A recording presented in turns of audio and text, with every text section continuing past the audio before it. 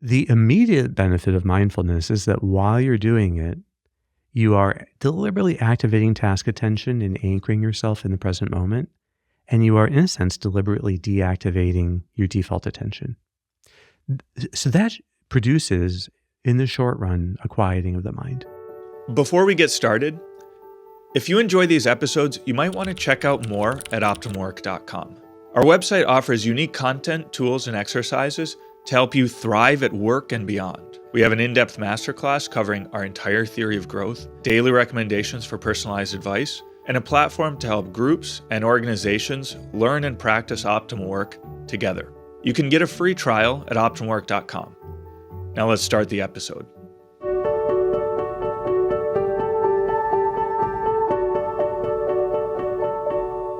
Hey, this is Sharif here with another episode of the Optimal Work podcast, joined by Dr. Kevin Majeres. Kevin, it's good to be back here with you again. Hey, Sharif, thanks for having me back. Yeah, of course. You're always welcome back on the show. Well, Kevin, last time we did a great episode, if I may say, on attention and the relationship between task attention and default attention. And then we introduced a new character into the scene, which is the regulator, which I don't think we'd ever talked about, which kind of regulates which mode of attention you're using at that moment. Is that an accurate summary? Yeah, that is. And I think that there's been like better congealing, you could say, of the neuroscience into creating a cleaner story of what's going on. I don't know if you've ever tried reading the neuroscience literature, it can be super complicated and can take a while sometimes for some consistent picture to emerge. But one of the consistent pictures that is emerging is that there's this part of the brain called the frontal parietal network, or FPN, and that is a regulator of attention. And you use it anytime you notice where your attention is. So it's an important character, you could say, because am I using my task attention right now? Or are my thoughts more in unreality? Well, that's the question that you need to use this FPN region, the regulator, to answer. And then it's capable of developing to hold you in task attention and to turn down your default attention. Yeah, so I thought we could spend a little time applying that to helping people with, attentional problems that they're most likely to face. So the whole thing of attention is very interesting because I think maybe when people think of like growth or self-improvement or personal development or whatever, maybe they're thinking about like habits and these actions that they want to take. Like I really want to start waking up early or start exercising or start having a morning routine or start reading more, like these visible external actions. Maybe also people would start to think more about their attitude towards things. And I think those are maybe the two things that other people can pick up on kind of easily. Mm-hmm. Wow, you're always complaining. Wow, you're always negative, or wow, you're always positive. It's great. So but attention is something that really just lives in your head. And it's harder for someone to pick up on, and it only really affects you. But your claim, you think it's really important, right? Yeah, I think that one of the limiters of growth is that people have a kind of, I don't know how you would say, a superficiality in their attention. There's a kind of lack of interiority, a lack of inner awareness of what's going on. So you can do things that are right, but you could kind of do them automatically or rotely. You could even try practicing meditation or prayer, but it could become something that is just another time for thinking. So this attentional aspect is how you can deepen these practices. In a way, all of them are aimed at making you capable of silence. I think silence is one of the greatest achievements the human mind is capable of attaining. All great things happen in silence. I think all ideals are clarified in silence. I think love, in its prime activity of loving, is silence. But there's so much talking in our heads. There's so much words that go on. And there's so much distraction that takes us out of the present moment and then it creates a noisy mind. So I think for people in the world today, the ability to attain silence interiorly is maybe the most needed practice that they need, that they have to find a way of doing. Yeah. Yeah, I remember discovering that in terms of mindfulness. I think, I don't know how I found it, but Headspace, must have been Mm-hmm. 8 years ago or something, and discovering Headspace. And it was a big change because I knew I wanted to improve my ability to focus and at work in particular and overcome distractions. So this just seemed like a natural thing. And it was a very new thing at the time.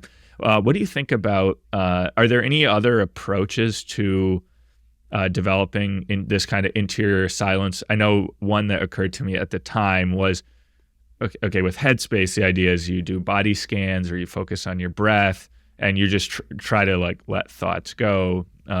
What do you think about other techniques like, just listening to music? Is that okay? Like I would try to listen to a classical piece and just try to listen. Is that a good way of fostering interior silence?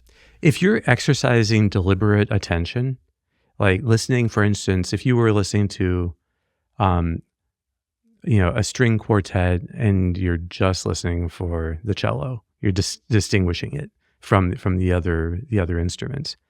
That kind of discriminative attention may be using the FPN, this regulator. Probably just any deliberate activity like walking a little slower than usual. So if you just try to walk a little more slowly or a little more elegantly to be moving, that pacing of movement would also be activating this regulator. In the studies that I've seen, the number one thing that activates this regulator is slowing down the breathing. To breathe deliberately a bit more slowly, 10% more slowly. So that very highly activates this regulator. And then I also mentioned last time, planning the steps in advance of what you're about to do also activates this. So you could talk about anything that is just this, that requires an attending to right now and how you're moving and what you're doing. If it feels very deliberate and focused, it is then capable of silencing the mind. But it can also be that just listening to music can be compatible with ruminating and worrying. So it's true that if the music is so engrossing that you get into it, that's. Sometimes I have patients that worry very intensely, and only like they have to watch some completely thrilling movie, or maybe go do sprints. They do something super intense, and that allows them to get away from the worry.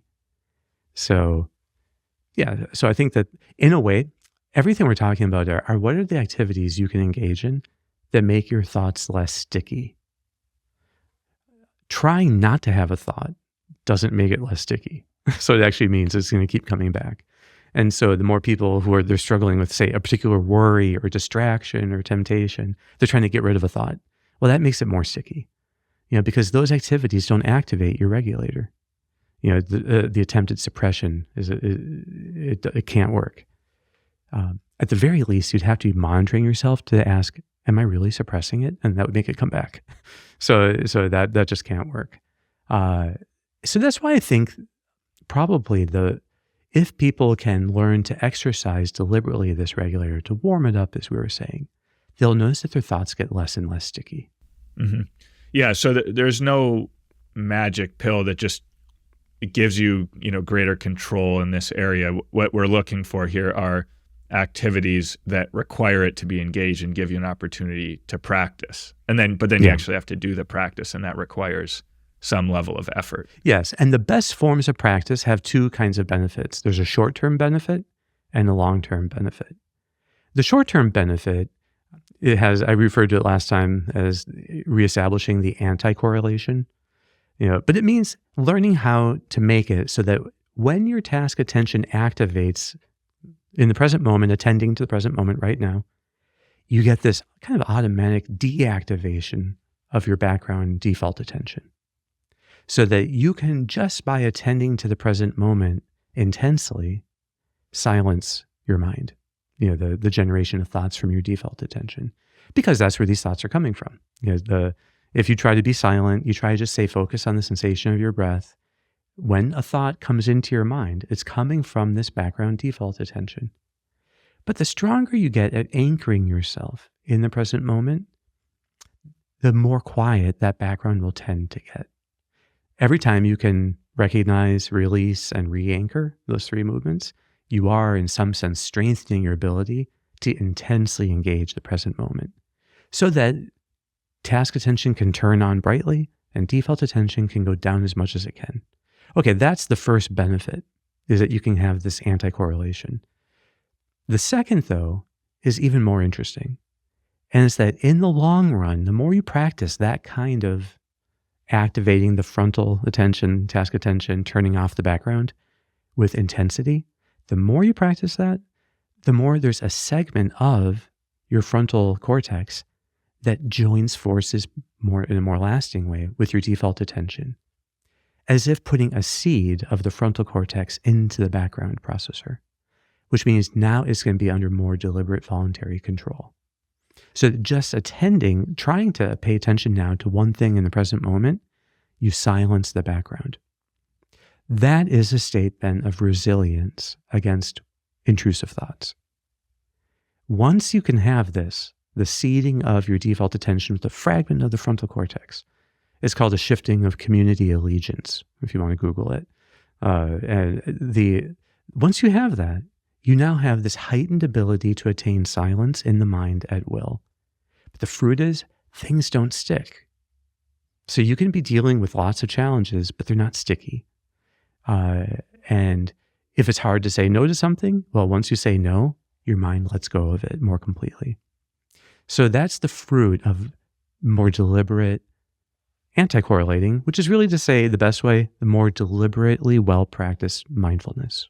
So maybe it's good to get into these sources of intrusive thoughts that people all experience from time to time. So maybe just to start, let me ask you about distraction versus worrying, and just to try to get a sense of the diagnosis of why these things happen. It seems like a distraction in work, both of them have in common that you just have this new thought that kind of takes over unbidden. But with a distraction, maybe there's an additional component that, okay, you're working on something that may be difficult and it's a little bit more of an escape from that. Whereas a worry is maybe less of that. So do you have a kind of a diagnosis for what is actually causing these intrusive thoughts and the relationship between like just, a worry, but also escaping the present moment or some difficult thing right now? Yeah. If you could look at, in some ways, if the distraction is a pleasant activity, that's often the case. Say that people are working and then they want to check social media, and so it could be that the very pleasantness, that the kind of the dopamine, drives us to like be seeking out this kind of, maybe it's an affirmation. Maybe you're looking, you posted something, you want to see how others are reacting to it. I don't know. I've never posted anything. Maybe I should start posting, but just to see what other people are experiencing here. Well, you don't check like podcast views every day, do you? Never. How many people have listened to the podcast so far this week? Yeah, no, I don't. No. Yeah, I get enjoyable feedback from people, but that's about it. Yeah. So distractions could be positively valenced, you could say. They could be also just more like the thing to do now. Like, oh, I need to do this now. It's like you remember something and then you go do it. Well, it's not necessarily that you're really attached to the positive, valence itself. It's just that this is the next thing to do and it comes to mind, so you do it. I would say worrying is a kind of distraction, but it has a negative valence, and particularly when there's uncertainty of what to do next. So when you're dealing with a threat, a challenge that has a negative valence, and you are unsure how to proceed, that probably is, what is the essence of a worry.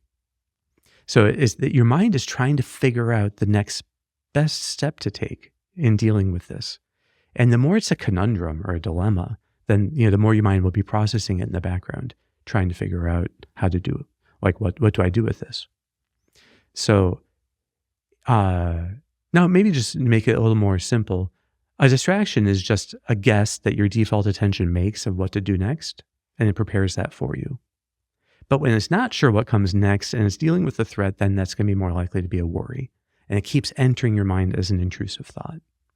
Before we continue, a brief message. If you're benefiting from these discussions, please take a moment to hit like and subscribe. Doing so helps us to reach more people. So you're not just learning, you're also helping others to discover a path of growth and flourishing. Thanks for your support. Yeah, that makes sense. So the worry is when you don't know what to do next. The distraction is just when your default attention makes an incorrect prediction of what to do next. So well, I guess you're in both cases.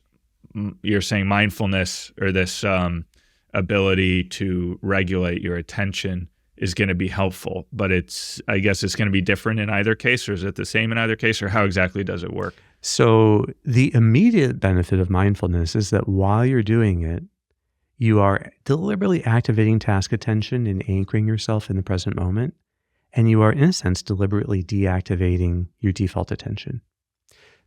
So that produces, in the short run, a quieting of the mind.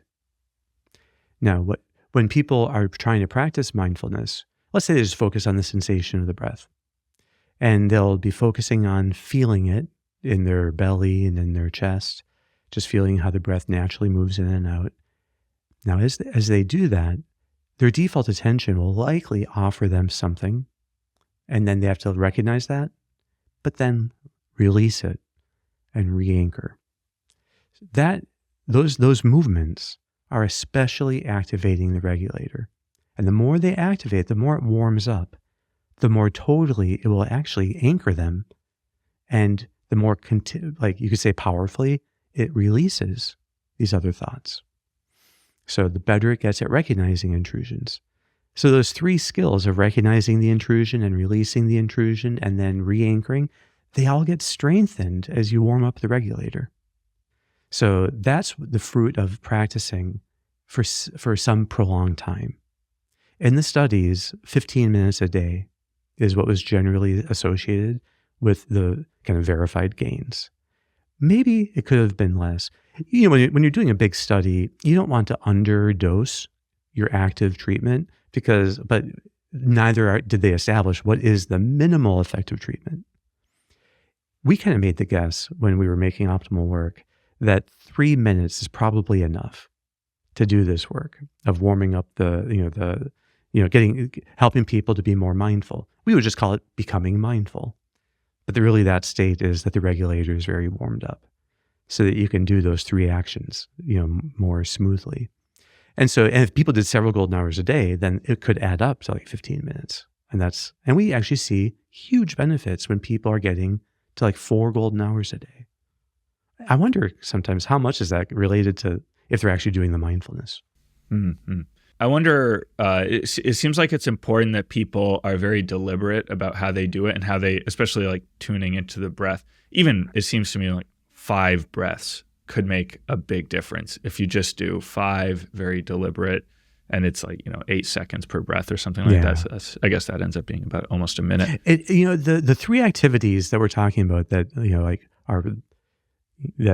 are priming your regulator, you have to have a little bit of time for an intrusion to happen. And in fact, the more practice you are at mindfulness, the longer it even takes for an intrusion to happen. This is the thing where getting distracted while trying to meditate is not bad at all. It is the practice. So no matter what form of meditation you're trying to do, it's not like a great meditation if you got no practice.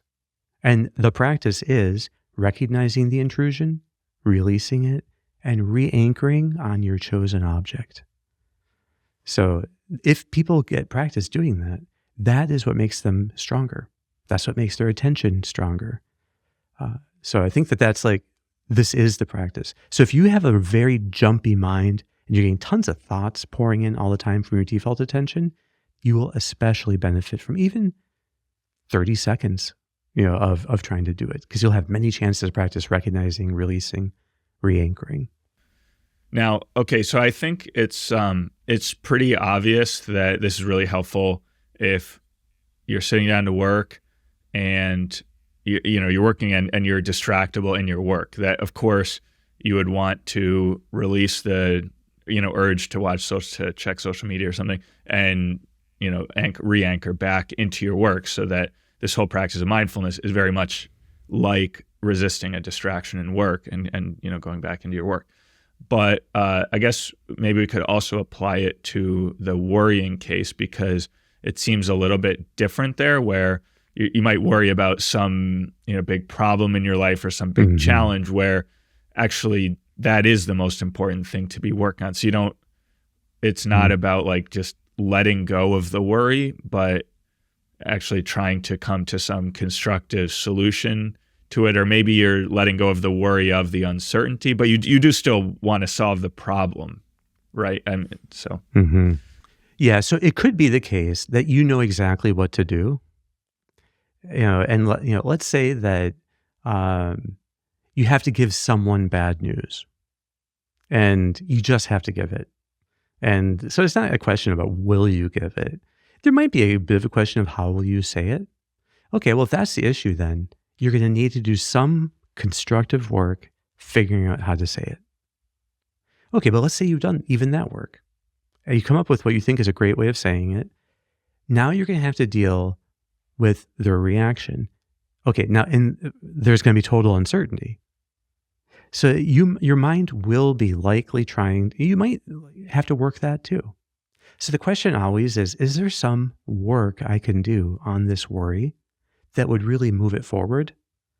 So it might be that you have to talk with teammates about how will we handle this reaction or that reaction. At some point, though, you'll get a sense that you could be over-preparing. Yeah, and there is going to be some uncertainty, and it's okay. And there may be, whatever. So there is like a letting go that at some point you reach this determination that I've basically done what I can. And I'm going to have to let go of considering it anymore. Okay, so that is the important. You have to recognize. In fact, I would tell people who are worrying, just recognizing that you're worrying is a huge victory.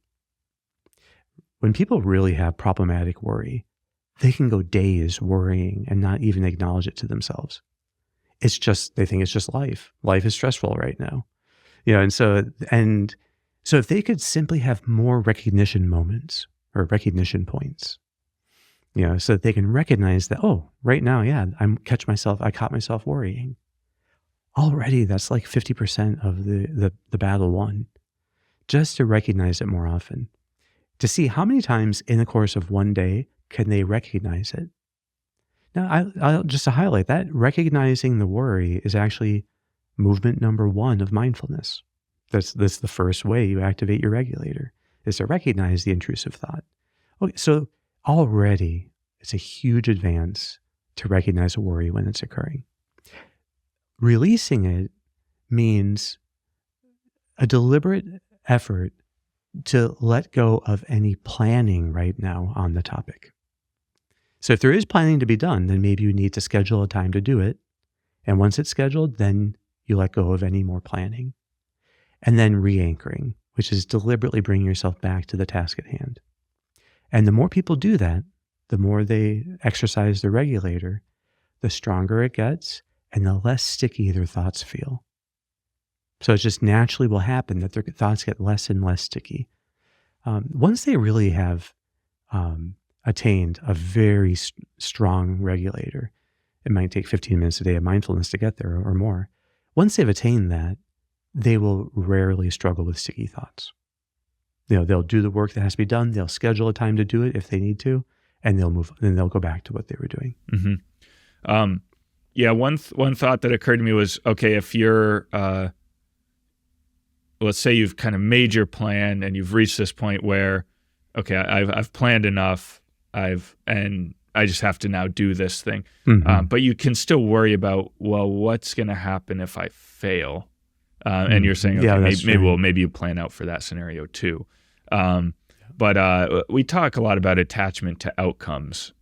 So this is less about attention and more now about the worrying part in particular. But how important is that to be, to reduce your attachment to the particular outcome you want, and to have more of a focus on the process or the ideal you want to live? And then how do you help people to be detached from outcomes that are like super important and maybe even outcomes that involve bonds where, because we also say, hey, bonds should be like the real end here. So if it's, I don't know, the health of a loved one or some relationship that seems to be on the line here, how do you help people to be detached from these like super important outcomes? Or maybe say that's not important. The most general thing I can say is that if you are able to turn it into a win-win, you are now secure. So the failure has to also be reframed. So you can see failing would be another way of growing. So success is one species of good, and failure is another species of good. So you can hope for one, but you should also be ready to see how the failure could bring out your best. What matters is that this failure, whatever it may be, doesn't have to be an absolute threat. There can be a way that you can draw good from it. There's always a way of reframing some outcome that you would rather not happen. So there's always a way to be aiming for the good and prepared to reframe the bad. I think reframing is actually a different part of the cortex. It doesn't use the regulator at all, but they do support each other. And so the more you have a negative appraisal of a challenge, the more likely your default attention is going to keep working to try to problem solve it. But if you can just come up with a win-win, okay, there's this good that I'm aiming for, and then even the bad, I can do this. That win-win will take off so much of the pressure. It'll just make it so oftentimes we have people first reframe, the challenge that they're about to face to get them out of threat mode. Then it's easier to practice warming up the regulator. Awesome, Kevin. Well, that's all I got in terms of questions. We're closing in here on the end of time. So I don't know if do you have any final thoughts on this topic you want to leave us with? I think this is the bit of neuroscience that may be the most practical. To see how sticky your thoughts are, how quiet is your mind capable of being. And just for people to learn to appreciate that there's this depth of interiority open to us. We can slow down time. We can savor good moments. We can even plan better for when things are actually really challenging, just by learning to exercise this kind of deliberate control of attention, or the deliberate mastery of attention. It's a winnable thing once you learn how to practice it. I think maybe next time we need to talk also more about other ways of practicing it, because there are some cool findings in that area too. That sounds great. Sounds like a great topic for next week. All right. Awesome. Well, Kevin, thanks so much. Yeah, thanks, Sharif. All right, we'll be back next week. Thanks for tuning into today's episode. If you enjoyed our conversation and you're looking for more in-depth guidance, check out optimwork.com, our unique platform that delivers content, tools, and exercises to help you thrive at work and beyond.